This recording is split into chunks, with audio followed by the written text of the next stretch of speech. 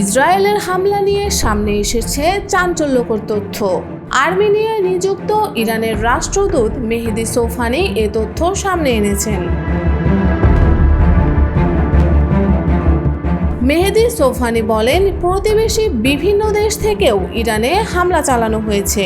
শনিবার মেহের নিউজের এক প্রতিবেদনে এ তথ্য জানানো হয়েছে। মেহেদি সোফানি দাবি করেছেন, ইসরায়েল ইরান যুদ্ধের সময় ইরানে ব্যবহৃত কিছু ক্ষেপণাস্ত্র এবং মাইক্রো এয়ার ভেহিকল প্রতিবেশী দেশগুলোর ভূখণ্ড থেকে ইরানে প্রবেশ করেছে বলে গোয়েন্দা তথ্য পাওয়া গেছে। তিনি বলেন, আমরা এমন কিছু প্রতিবেদন এবং গোয়েন্দা তথ্য পেয়েছি যা ইঙ্গিত করে যে কিছু মাইক্রো এয়ার ভেহিকল আমাদের প্রতিবেশী কিছু দেশের ভূখণ্ড থেকে ইরানে প্রবেশ করেছে। এ কারণেই আমাদের প্রেসিডেন্ট আজারবাইজানের প্রেসিডেন্টের সঙ্গে ফোনালাপে বিষয়টি গুরুত্ব সহকারে তদন্তের অনুরোধ করেছেন। সোফানি বলেন, আমরা এখন তদন্তের ফলাফলের জন্য অপেক্ষা করছি। সেগুলো স্পষ্ট হলে আমরা প্রয়োজনীয় প্রতিক্রিয়া জানাবো। তিনি বলেন, ইসরায়েল আমাদের প্রতিবেশী দেশের ভূখণ্ডকে ব্যবহার করে হামলা করার সম্ভাবনা রয়েছে।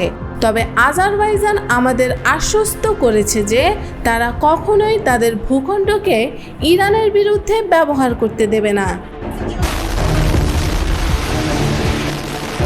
তিনি আরও উল্লেখ করেন, ইসরায়েলের শাসক গোষ্ঠী কোনো আইন মেনে চলে না।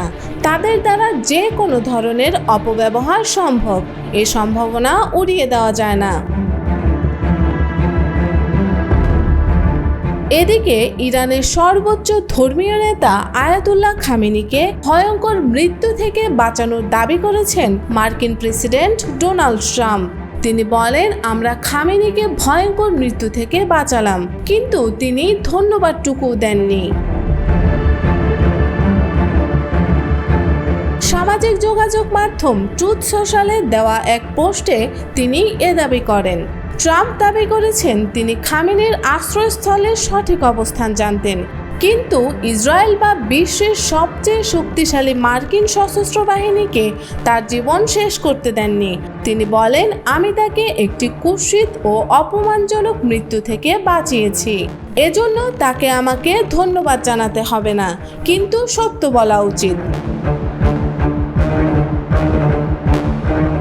মার্কিন প্রেসিডেন্ট বলেন, যুদ্ধের শেষ পর্যায়ে তিনি ইসরায়েলকে তেহরানের দিকে যাওয়া একটি বড় বিমানবহর ফিরিয়ে আনতে বাধ্য করেছেন। এটি যুদ্ধের সবচেয়ে বড় হামলা হতে পারত। এতে ব্যাপক ক্ষতি এবং অনেক ইরানির মৃত্যু হতো। ট্রাম্প বলেন, তিনি ইরানের জন্য নিষেধাজ্ঞা তুলে নেওয়ার সম্ভাবনা নিয়ে কাজ করছিলেন, যা দেশটির দ্রুত ও পূর্ণ পুনরুদ্ধারের সুযোগ দিত। কিন্তু খামেনির ক্রুদ্ধ বিদ্বেষপূর্ণ মন্তব্যের পর তিনি নিষেধাজ্ঞা তুলে নেওয়ার সব কাজ বন্ধ করে দিয়েছেন। ট্রাম্প বলেন, ইরানকে বিশ্ব ব্যবস্থার মূলধারায় ফিরতে হবে, নইলে তাদের অবস্থা আরও খারাপ হবে। তারা সব সময় ক্রুদ্ধ, শত্রুভাবাপন্ন এবং অসুখী। আর এটি তাদের জন্য কি এনেছে? একটি ধ্বংসপ্রাপ্ত বিস্ফোরিত দেশ যার কোনো ভবিষ্যৎ নেই, একটি বিধ্বস্ত সামরিক বাহিনী, ভয়াবহ অর্থনীতি এবং চারপাশে মৃত্যু।